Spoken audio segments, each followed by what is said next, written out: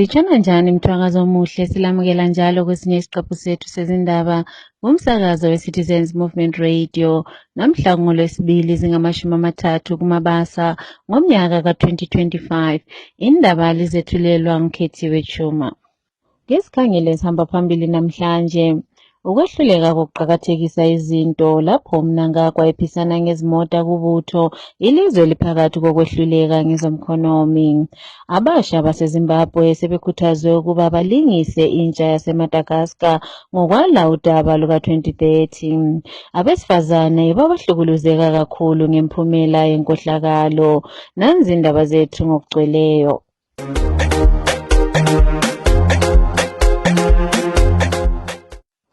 Umongameli webandla leZANU-PF Emmerson Mnangagwa lo obusa ngodlakela izolo uye waphisana ngemota ezingama200 ezintsha kulabo abalezikhundla eziphezulu kubutho. Lokhu sokukhangelwe ngabantu abachothozayo njengendlela kaMnangagwa yokuthola inhliziyo kanye losekelo lwebutho ukuze angezelele isikhathi sakhe esembusweni wedlulele umnyaka ka-2028. Ekhulumisana lomsakazo we-Citizens Movement Radio wayemela iLobhengula Magwegwe etalele ePhalamende umhlonishwa u-Eric Gono uye wasola isinqumo sikaMnangagwa kanye lohulumende wakhe ngokungaqakathekisi izinto lapho ilizwe libhekane lobunzima kulokuthi athuthukise impilo zezakhamizi. Ake sizweni ekhuluma.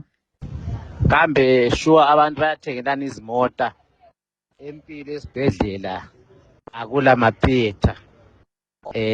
Indawo eziningi ezisiza umphakathi azilondolozwa kodwa abakucabangayo ukuthengelana izimota kuyasimangalisa kakhulu ukubana i-government mhlobani leyi ezonda ama-citizens ngale ndlela yokuthi bacabanga bona bodwa ukuzijabulisa ngokwabo labo ebunganini babo kodwa umphakathi uhlupheka. Into yezimota leyi ayisiphathi kahle njengomphakathi, especially kuyithi thina ama-taxpayers esibhadala izimali lezi abathengelana ngazo ama-goodies kuzicaza umphakathi uhlupheka. Abantu besifa ezibhedlela kuswelakala lona i-paracetamol kodwa bona balemali zokuthengelana izimoto. I-government leyi sokumele siyikhiphe ngoba ayilawo umphakathi enhliziyweni zabo. Abantu abatsha baseZimbabwe sebekhuthazwe ukuba balingise abantu abatsha baseMadagascar labo abaphakathi kokubhikisha bebhikishela ukuswelakala kwamanzi kanye logetsi. Lokhu sokuthungamelele ukuba umongameli wakulelo lizwe u-Andry Rajoelina adilize uhulumende wakhe ngenxa yokuzithola esengaphansi kwencindezi. Owethungamela abasha kubandla eliphikisayo uStephen Sarkozy Chuma uye watshela umsakazo we-Citizens Movement Radio ukuba abantu abasha baseZimbabwe kumele balingise abantu abasha baseMadagascar ukuze bavimbe udaba luka-2030 kanti njalo babhikishele inkohlakalo lokungatholakali kwemisebenzi elizweni. Ake sizwe okuningi kuvela kuye.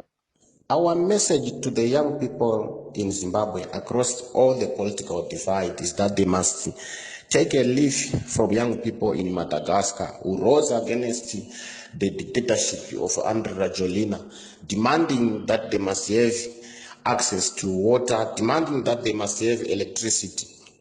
The problems in Madagascar are not big as compared to Zimbabwean problems. Therefore, we are very much worried if young people in Zimbabwe keep on being silent at a critical time like this, when the country is facing electricity blackouts, when the country is one of the highest unemployment rate in the region, when the country is a high rate of corruption, thanks to Emmerson Mnangagwa's cronies like Kudaba Shetagwire and Wigino Chivari.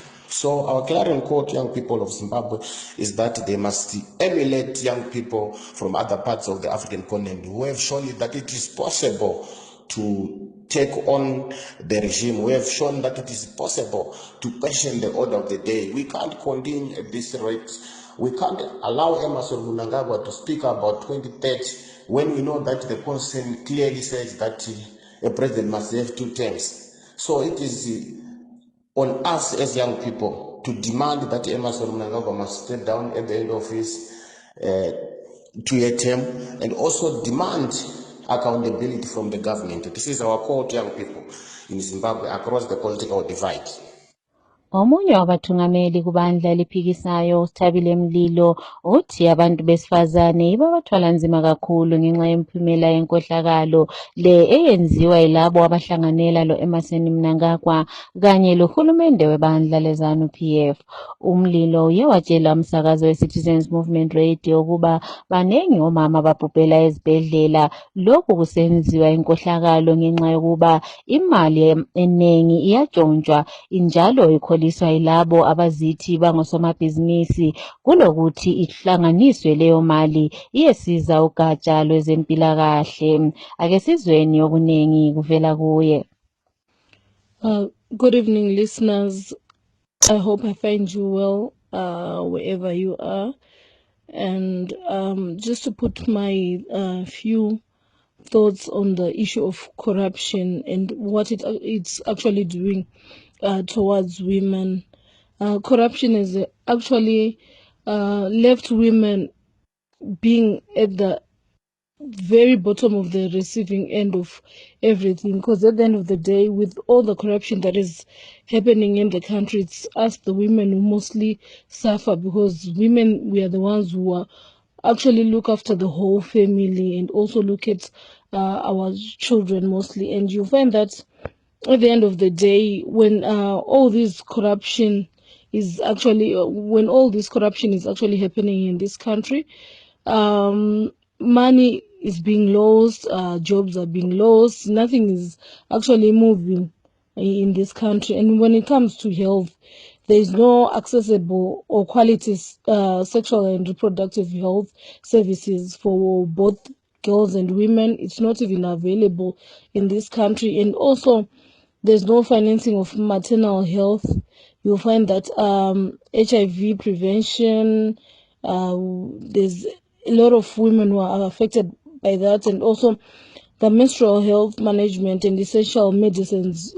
It's not even available in the country, but at the end of the day, you'll hear that there are tenders that are actually happening in this country, and then you wonder where all this money is going to when women are actually suffering, when the health sector is being affected by everything. So really, women are being left to suffer on their own, and nothing really is happening to help them as human beings, in which we say that human rights are also women rights. So women are really suffering. Thank you very much. Omela umama etalele ephalamende emela isabelo saseMashonaland West umhlonitshwa uMutha Mrombedzi useveze ukukhathazeka kakhulu ngokukhuphuka kwenani labantwana abadlwengulwayo. Inkulumo yakhe iza ngemva kokuba kube lombukiso obubhoda emakhasini okuxhumana okuveza izifundi zezinga lika-Form 4 esikolo esingaqanjwanga saseManicaland abebedlwengulwa umntwana wentombazana osezingeni lika-Form 1. Kusenjalo ugatsha lwamapholisa izolo luye lwamemezela ukuba kuboshwe izifundi ezimbili ezileminyaka eli-16 ezivela esikolweni saseMasase eMarange kweleManicaland. Abafana laba baboshiwe ngesehlakalo lesi besivela emakhasini okuxhumana lapho ababonakala khona bedlwengulwa intombazana eleminyaka eli-17. Laba ababoshiweyo kanye lomadlwengula abaqanjwanga ngenxa yokuba bavikela izitima zabo. Kolunye njalo udaba, amapholisa abika ukuba lo owadlwengulwa intombazana eleminyaka eli-13 efunda ugrade 7 egcekeni lamabhasi leRezende uboshiwe kanti njalo uvalelwe. Umsakazo we-Citizens Movement Radio uye wakhulumisana lokhangela ngezokunakekelwa kubandla eliphikisayo umama usenetha Wongai Thome mayelana lodaba lolo lukhathazayo lokudlwengulwa lokuhlukulezwa kwabantwana elizwe lonke jikelele. Uye wathi lezi zigameko zokudlwengulwa kwabantwana besikolo ziyakhathaza kakhulu, kanti njalo laba abakwenzayo kumele babhekane lengalo yomthetho bagwetshwe isikhathi eside. Uye wakhuthaza umuntu wonke wonke ukuba azihloniphe abekwazi lapho agcina khona njalo bagcine amasiko. Wakhuthaza njalo lo mphakathi ukuba usebenzelane ndawonye ukuze kwakhiwe isizwe esihloniphekayo njalo esilokuphepha. Ake sizwe okuningi kuvela kumama uThome. We say no to rape. You know, rape is a serious crime that involves non-consensual sexual activity. It's a violation of the person's bodily autonomy and causes significant physical and emotional harm. As women or as mothers, we say no to this animal called rape. The rise of rape cases is really a cause for concern in Zimbabwe, our country. Let us respect women and the girl child. The story of a grade 7 girl who was raped in a combi is so disturbing, and honestly speaking, why should we have such cruel people in our society? Of course, we are happy that the perpetrator has been arrested, but we would want to see him rot in jail so as to stop the would-be perpetrators from committing the same offense. There's also this story of 2 Form 4 students who took turns to rape a fellow student, and this is so disturbing and disgusting. We call upon our legislators in parliament to advocate for castration of these animals who lack the spirit of Ubuntu, Avana Hunu. The actions of these perpetrators have lasting consequences. They should respect boundaries, prioritize consent, and value human dignity. As a society, let us choose empathy, kindness, and respect. As communities, let us work together to create a society that values consent, supports survivors, and hold perpetrators accountable. Let us break the silence, challenge the harmful norms, and promote a culture of respect and empathy. Together, we can create a safer and more compassionate world. No to rape, no to child abuse, respect women. Taramba, nada, tana, asivumi. Thank you. Umlingani ka-Emerson Mnangagwa uThemba Mliswa lo osetshenziswayo ukuba aveze umsekeli kamongameli uJiwengwa njengomuntu okhohlakeleyo usewathola okumfaneleyo lapho izakhamizi ziqale ukuveza ubufakazi bokuba yena ngokwakhe uMliswa nguye okhohlakeleyo lapho beveza amacala akhe enkohlakalo okugoqela ukuthatha ibhizinisi lo wayengomhlophe uPaul Westwood. Kusenjalo lo wayethandana lo Mliswa uSusan Mutami osephila eselizweni lase-Australia usecele amapholisa lalabo abaphenyisisayo ngezamathambo kanye labebutho ukuba bayegebha eplazini likaMliswa eliseshurugwi lapho athi kulenkakhayi zabantu ikakhulu ezamantombazana anyamalalayo labo athi babulawa ukuze bathole ukuziqinisa. Owayemela eMount Pleasant edale lephalamende umhlonishwa uFatsai Mahere useveze ukukhathazeka ngokwenzakalayo emfuleni lo oletha amanzi umfula uChivero. uMahere uye waveza ukuba kubuhlungu ngoba kulezinyoni eziningi ezifayo, lenhlanzi kanye lenyamazana ezihlala emanzini kanye lezinye izinyamazana zesendle ezifayo ngenxa yokunatha amanzi angcolileyo avela kumfula uChivero. Uye wasola kakhulu uhulumende webandla leZANU-PF ngokubandakanyeka ekubulaleni ingcebo yelizwe kanye lezembiwa zaselizweni. Ikomishini yezokhetho kwele-Seychelles ibika ukuba kuza kubuyelwa njalo kukhetho lukamongameli phakathi kukaPatrick Herman kanye lalowo ngumongameli uWavil Ramkalawan njengoba kungazange kuphumele emgceke ukuba ngubani othole amavoti amaningi. uHerman uthole 48 ekhulwini kwathi uRamkalawan yena osondele kakhulu eduze kwakhe wathola imiklomelo engama-46 ekhulwini. Umongameli waseMelika uDonald Trump kanye lomongameli wase-Israel uBenjamin Netanyahu sebenze isivumelwano sokuqeda impi kwele Gaza izolo. Kuza kukhululwa labo abathunjwayo kwele Hamas kanye leziboshwa zasePalestine, kanti njalo ibutho laseHamas aluzukuba lamandla. Kuza kwenziwa ugatsha luza kuthungamela ukuba lolu hlelo luhambe ngendlela eqondileyo lapho kuza kuthungamela khona kugoqela abantu abafana loTony Blair, kanti njalo iHamas isazokukhulunyiswana layo mayelana ngalezi izivumelwano.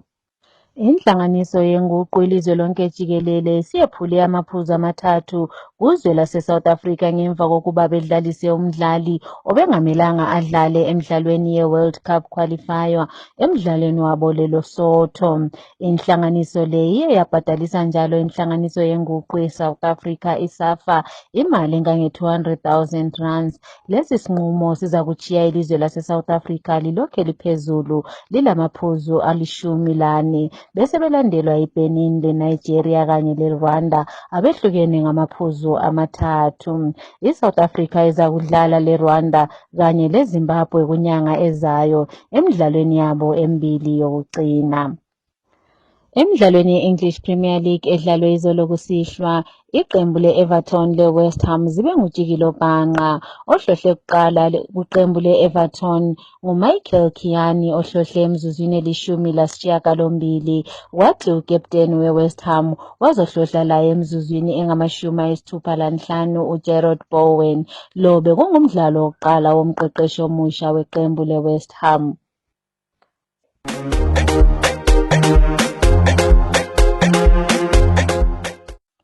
Ukuziphetha lezi ndaba kumsakazo we-Citizens Movement Radio nanze bezihamba phambili. Ukwehluleka kokuqakathekisa izinto njengoba umnangagwa ephisana ngezimota kubutho, ilizwe eliphakathi kwesimo esingenhle kwezomkhonomi. Abantu abasha bayakhuthazwa ukuba balingise abantu abasha baseMadagascar ukuvimba udaba luka-2030.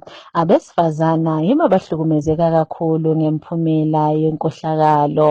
Siziphethe lapha lezi ndaba.